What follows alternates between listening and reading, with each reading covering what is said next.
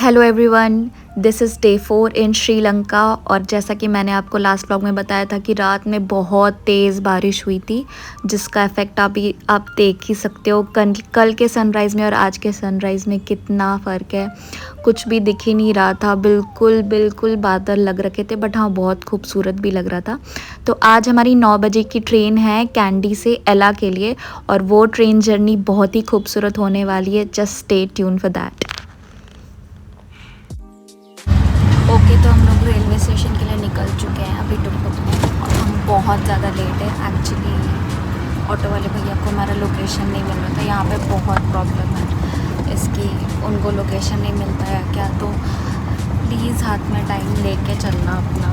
हम तो बहुत लेट है, 9 बज के और 9:18 की हमारी ट्रेन है, सिर्फ 20 मिनट बचा है। और हमारा जो टिकट है ना वो फर्स्ट क्लास में बुक कराया हमने, क्योंकि 6-7 घंटे की जर्नी थी ना, तो हमने सोचा कि मतलब आराम से बैठ के जाते हैं। तो फर्स्ट क्लास की टिकट, और अगर ट्रेन छूटी ना बाई गॉड बहुत का लॉस होगा। 14,000 का टिकट है वो, तो बस जा रहे फटाफट हम अब। तो ऑटो वाले आपको वहाँ पे उतारेंगे, और वहाँ से आप सीधा यहाँ देख सकते हो कि ये था हमारा कैंडी का रेलवे स्टेशन। और यहाँ से जैसे ही आप अंदर जाओगे ना, तो स्टार्टिंग में आपको इंक्वायरी काउंटर भी दिखेगा, और जस्ट सामने ही बिल्कुल प्लेटफॉर्म है। बिल्कुल कहीं दूर जाने की ज़रूरत नहीं है, बिल्कुल सामने प्लेटफॉर्म था।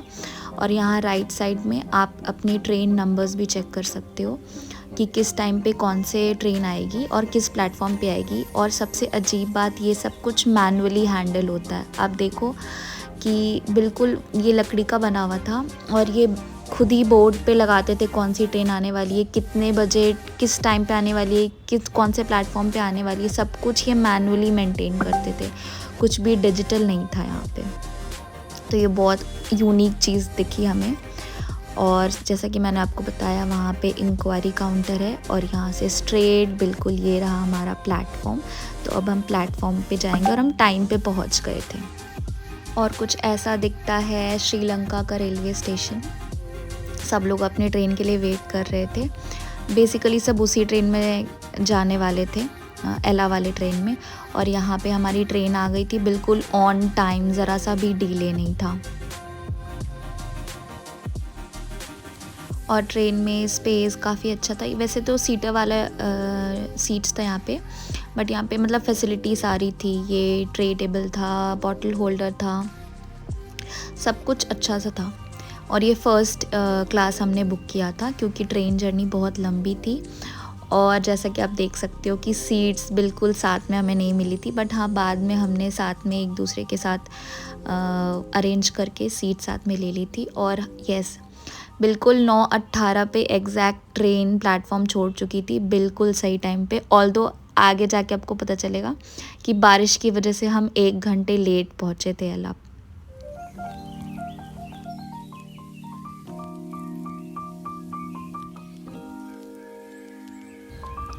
आगे कुछ क्लिप्स में आप बहुत खूबसूरत नज़ारे देखने वाले हो। ये पूरी जो ट्रेन जर्नी थी ना, बहुत ही सुंदर थी, इतना ज़्यादा अच्छा लग रहा था। और इनफैक्ट बारिश भी हो गई थी ना बीच में, तो और भी खूबसूरत लग रहा था नज़ारा। तो आगे के सारे क्लिप्स बहुत ही मेस्मराइजिंग है।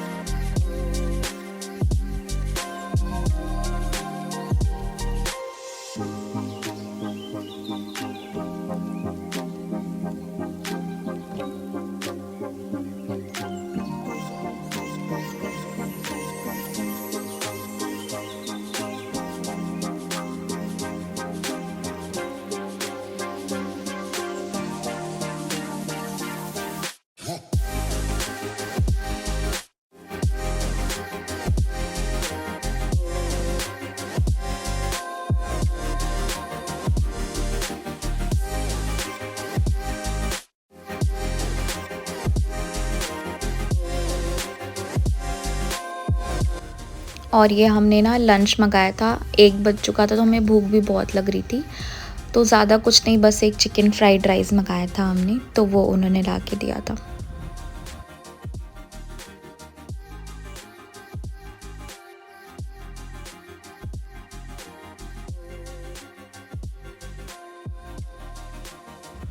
और ये लगभग शाम के 5:30-6 बज चुके थे हमें ट्रेन से उतरते उतरते, ऑल्दो 4:30 का टाइमिंग था।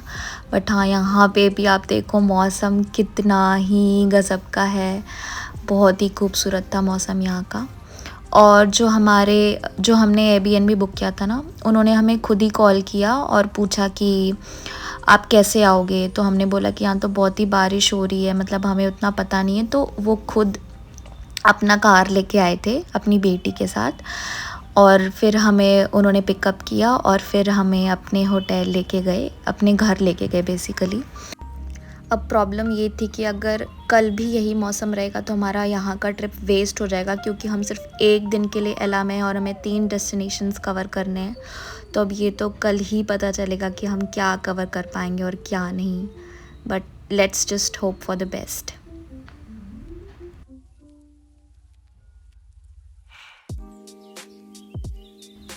और यहाँ पे हम अपने होटल पहुँच चुके थे। एक्चुअली ये उनका घर ही था, ग्राउंड फ्लोर पे घर था और ऊपर वाले छत पे इन्होंने एक कमरा बना दिया था और उसी कमरे को इन्होंने एयरबीएनबी पे चढ़ा दिया था। तो बट देखो आप, एक ही कमरा था, बट हाँ बहुत सुंदर से उन्होंने अरेंज कर रखा था।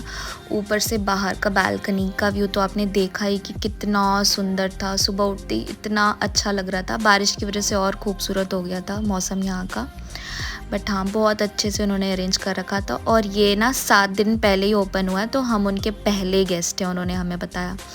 तो इसके लिए ना उन्होंने फिर हमें एक कॉम्प्लीमेंट्री जूस और वेलकम ड्रिंक में टी सर्व किया था। बट अब देखो, juice with this view, oh my God.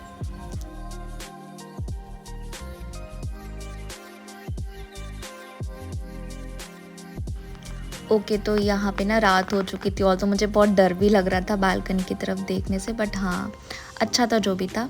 But आप ये चीज़ देखो कि जो ओनर थे ना, उन्होंने बोला कि आप ही हमारे लिए फ़ूड प्रिपेयर कर दो, जो भी आपका बेस्ट है। तो आप देखो, जस्ट प्रेजेंटेशन देखो उनकी, इतना अच्छा से उन्होंने प्रेजेंट किया था और इतनी सारी चीज़ें बस हम 2 लोगों के लिए बना दी थी उन्होंने। राइस था और उन्होंने आलू का भुजिया भी बनाया था, और तो मैं ये एक्सपेक्ट नहीं करी थी। फिर आप देखो, आलू का भुजिया था और ये भी कुछ उनका श्रीलंकन डिश था। फिर ये लेटस था, सैलड था, ये दाल था और वो चिकन, फ्रूट्स में तरबूज और ये स्टीम राइस। और टेस्ट में इतना लाजवाब, इतना टेस्टी था। और ना यहाँ के खाने में थोड़ा सा स्वीटनेस भी था, क्योंकि ये लोग सारा खाना ना कोकोनट ऑयल में ही बनाते हैं। तो यह बहुत ही अच्छा था फूड यहाँ का। तो अब हम डिनर करके सो जाएंगे और देखते हैं कि कल सुबह क्या मौसम रहता है, हम क्या कवर कर सकते हैं। होप कि धूप निकले। Yes, okay guys, that's for today, bye.